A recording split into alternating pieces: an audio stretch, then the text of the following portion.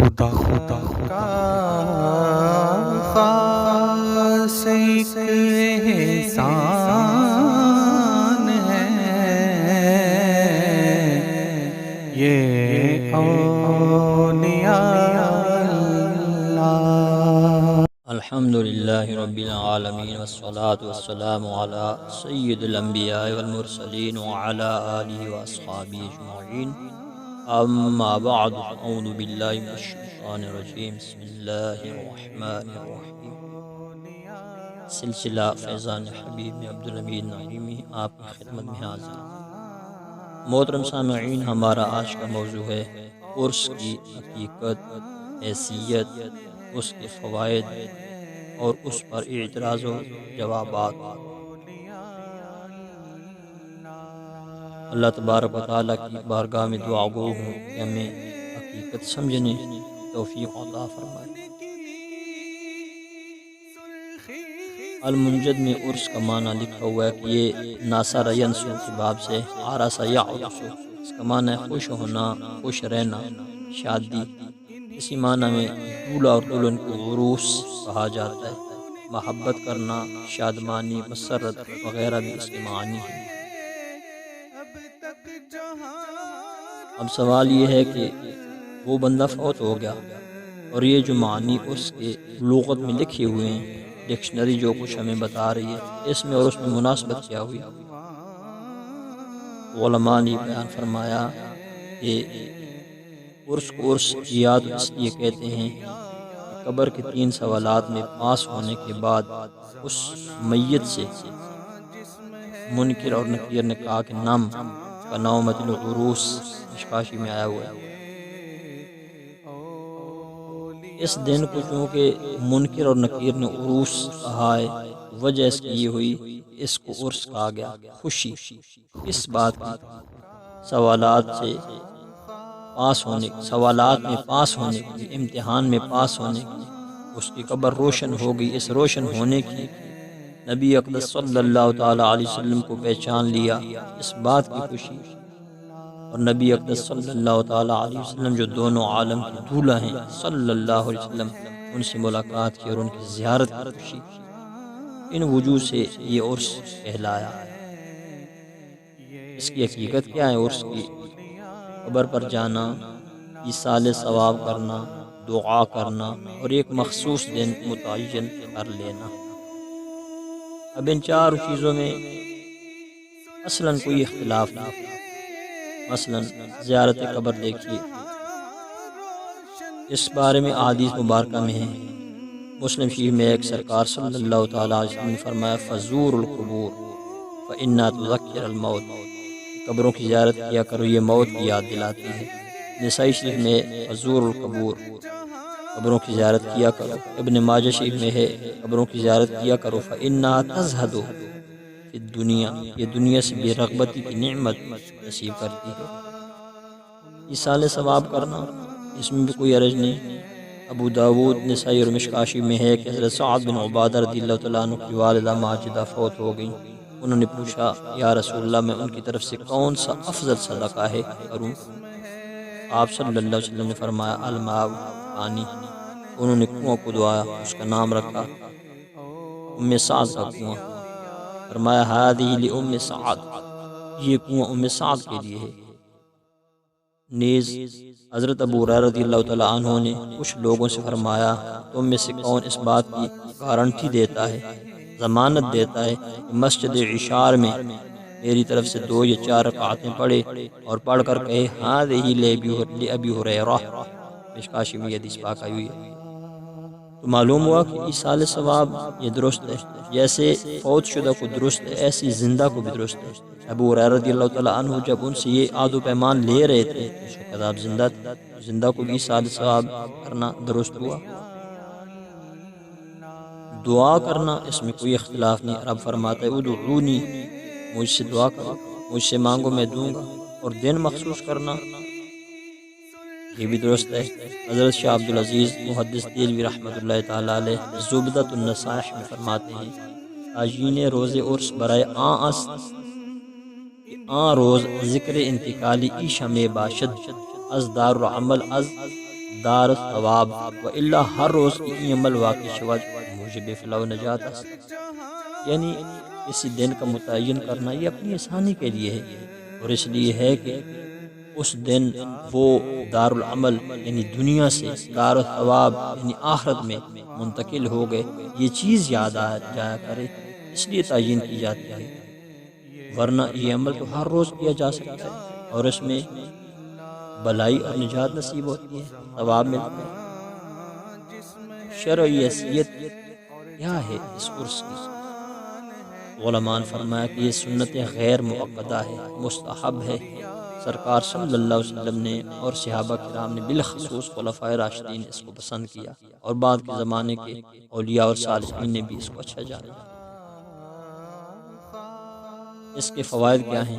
اس کے کئی فوائد ہیں، مثلا قبر کی زیارت نصیب ہو جاتی ہے، ایصال ثواب کا موقع ملتا ہے، دعا کی جاتی ہے ان کے درجات کی بلندی کے لیے، اور اپنے لیے بھی وہ راہ چاہنے کی جس راہ پر چل کر وہ اعلیٰ درجے پہ آ گئے، مقبولیت حاصل کر گئے، اس کامل پیر تلاش کرنے میں بھی آسانی ہوتی ہے۔ اب اس پر کچھ اعتراضات ہیں۔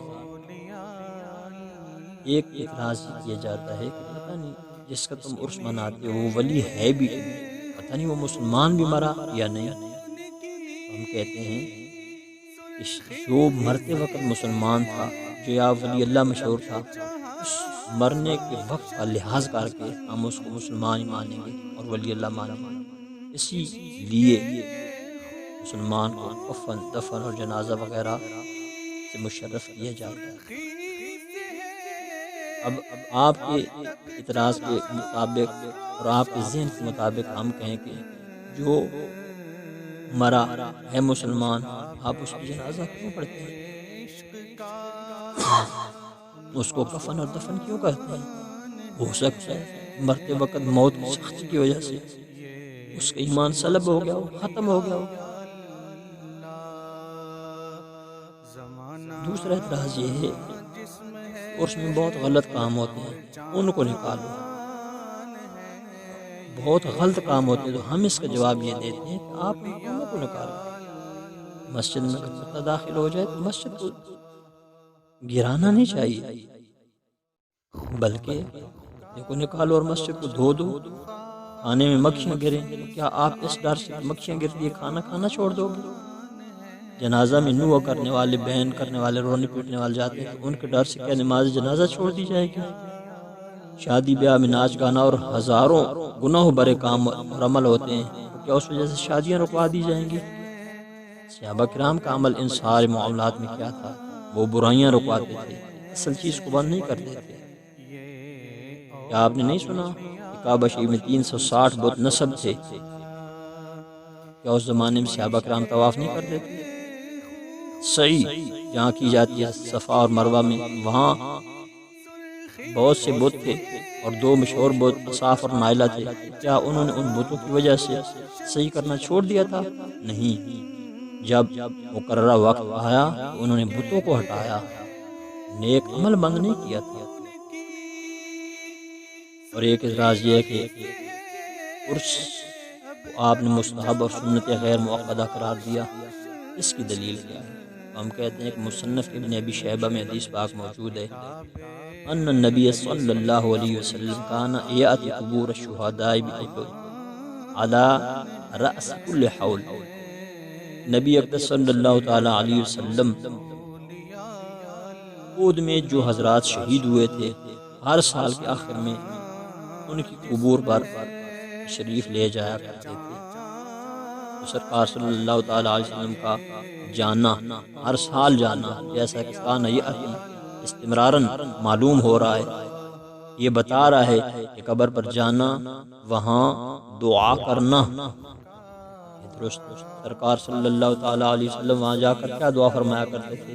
علماء نے اس دعا کو بھی لکھا ہے۔ سرکار وہاں جا کر فرمایا کرتے تھے، سلام علیکم بما صبرتم فنعم عقبی الدار، تم پر سلامتی ہو، تمہارے صبر کی وجہ سے تمہیں آخرت کا گھر ملا، اور یہ کیا ہی اچھا گھر ہے، کیا ہی بہترین رہائش ہے۔